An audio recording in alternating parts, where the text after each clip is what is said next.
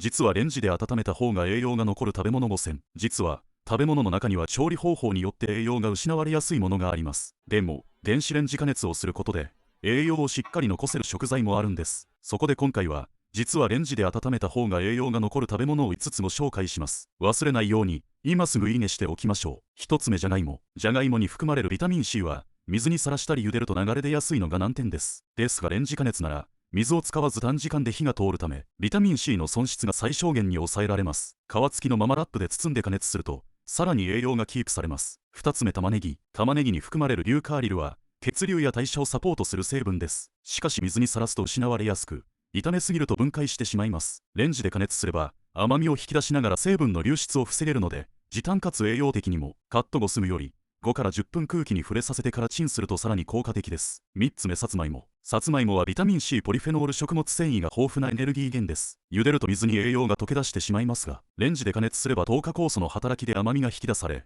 栄養もキープできます。加熱前に少し水で湿らせてラップをするとしっとり仕上がります。4つ目、トマト。トマトに含まれるリコピンは加熱によって吸収率が2から3倍にアップします。特にレンジ加熱なら短時間で加熱できビタミン類の損失も抑えられます。オリーブオイルと一緒に温めるとリコピンの吸収がさらに高まります。5つ目、かぼちゃ。かぼちゃはベータカロテン、ビタミン E、食物繊維が豊富な栄養の塊です。ただし茹でると水っぽくなり栄養素も一部流出してしまいます。電子レンジならホクホク感と栄養価を両立でき手軽に栄養補給が可能です。皮ごと加熱するのがポイントです。この動画が少しでも役に立ったらフォローと保存をお願いします。